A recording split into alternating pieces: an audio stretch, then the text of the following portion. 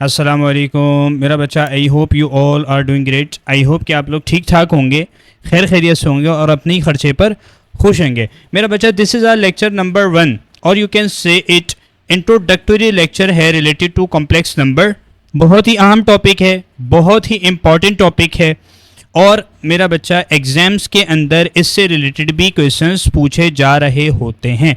ऐसे ही मेरा प्यारा बच्चा, यहाँ पर मैं पर्टिकुलरली मुखातिब हूँ फेडरल के स्टूडेंट से, ठीक है मेरा बच्चा। तो कोई टेंशन लेने वाली बात नहीं है।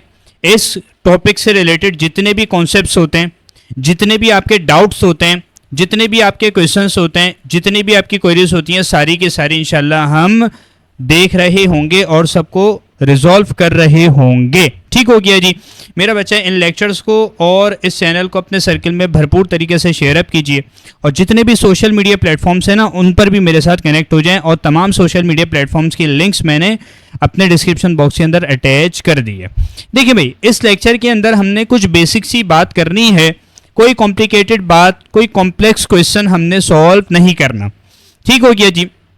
एज आई मेंशन कि इंट्रोडक्टरी लेक्चर है, बहुत बेसिक सी बात है। देखिए भाई, ये पता होना ज़रूरी है ताकि हम जब एक्सरसाइजेस के ऊपर जाएंगे तो आपको कॉन्सेप्ट्स क्लियर हों। ठीक है, देखिए भाई, आपके पास सीन क्या है, आपके पास कॉम्प्लेक्स नंबर क्या कहलाता है। देखो भाई, कॉम्प्लेक्स नंबर सिंपल तरीके से आप अपनी किताब उठाएंगे तो आपको क्लियर हो जाएगा। देखिए, एक बात ज़हन में रखिएगा, आप जब ये लेक्चर्स देखेंगे ना तो आप किताब का कोई भी मेरा बच्चा पॉइंट पढ़ोगे ना, कोई भी सेंटेंस पढ़ोगे, किसी भी क्वेश्चन पर जाओगे तो बासानी मैं गारंटी दे रहा हूँ इंशाल्लाह हल हो रहे होंगे। कोई दिक्कत, कोई परेशानी, कोई मसला नहीं होगा। तो टेंशन ना लेने का ना देने का। देखिए भाई, क्या सीन है, कॉम्प्लेक्स नंबर क्या कहलाते हैं। सर जी कॉम्प्लेक्स नंबर किसको कहते हैं। देखें, when A and B are real numbers, ठीक है, and B is allowed to be zero, the number A plus B iota is said to be complex. हाँ भाई, ये मैंने क्या कहा, ये जो आई है ना, ये आई नहीं है, ये आयोटा कहलाता है। ठीक है, और इसकी वैल्यू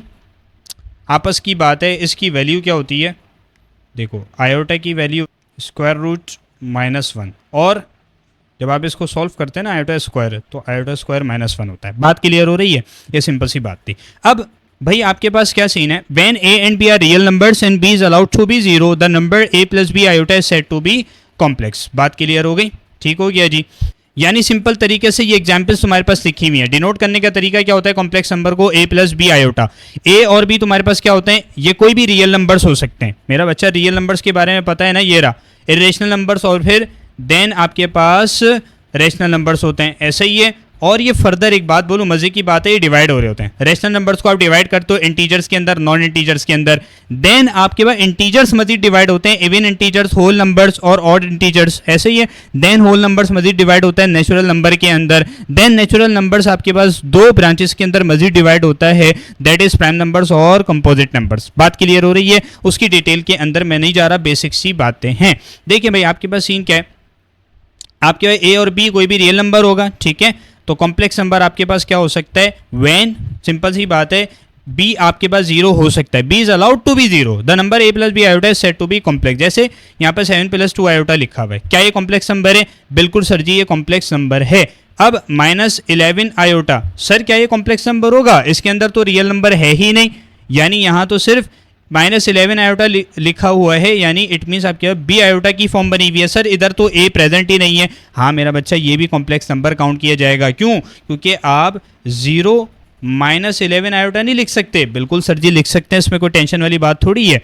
तो ये कॉम्प्लेक्स नंबर काउंट होगा। सिमिलरली आपके पास ये 5 है, सर क्या ये भी कॉम्प्लेक्स नंबर होगा। बिल्कुल कॉम्प्लेक्स नंबर होगा। क्यों, क्योंकि 5 + 0 आयोटा आप लिख नहीं सकते। बिल्कुल लिख सकते हैं। सर स्क्वायर रूट 7 के ऊपर भी यही लॉजिक अप्लाई होगी। बात क्लियर हो रही है। कॉन्सेप्ट्स मैं समझा रहा हूँ, क्वेश्चंस में डिस्कस करूँगा भरपूर तरीके से, तो आपकी सारी क्वेरीज इंशाल्लाह सॉल्व हो रही होंगी। अब आपके पास क्या है, मजीद इन्होंने डिवाइड किया हुआ है, ठीक है, दो ब्रांचेस के अंदर कॉम्प्लेक्स नंबर्स को। देखो भाई, मैंने काम किया है, मैंने ना आपकी किताब जब आप उठाओगे तो उसके अंदर ना इन्होंने क्या किया हुआ है मेरा बच्चा, इन्होंने सही तरीके से डिफाइन नहीं किया हुआ। तो यहाँ पर मैंने जो है ना प्रॉपर तरीके से यहाँ पर मेंशन कर दिया है कि भाई आपके दो ब्रांचेस के अंदर कॉम्प्लेक्स नंबर डिवाइड होता है, एक नॉन रियल कॉम्प्लेक्स नंबर्स, ठीक है, दूसरा रियल नंबर्स। पहले मैं रियल नंबर्स को समझा देता हूँ। भाई रियल नंबर्स आपके पास क्या होते हैं, अगर तुम्हारे पास कॉम्प्लेक्स नंबर है a + b आयोटा, अब रियल नंबर अगर उसको बनाना है कॉम्प्लेक्स नंबर को, तो मेरा बच्चा आप बी की वैल्यू क्या रख दोगे, 0।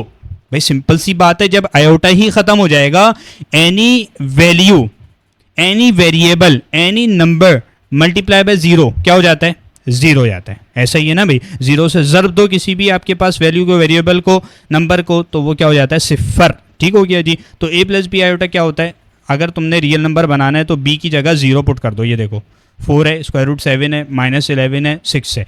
क्या सर ये कॉम्प्लेक्स नंबर नहीं हो सकता? एक बात ध्यान में रखना, real number is a subset of complex number. यानी मैंने अभी तुम्हें बताया ना, 4 को तुम 4 + 0 आयोटा भी लिख सकते हो, तो ये कॉम्प्लेक्स नंबर काउंट होगा। हाँ, इसके अंदर क्या नहीं है, इसके अंदर मेरा बच्चा ये वाला पार्ट नहीं है। ठीक हो गया जी।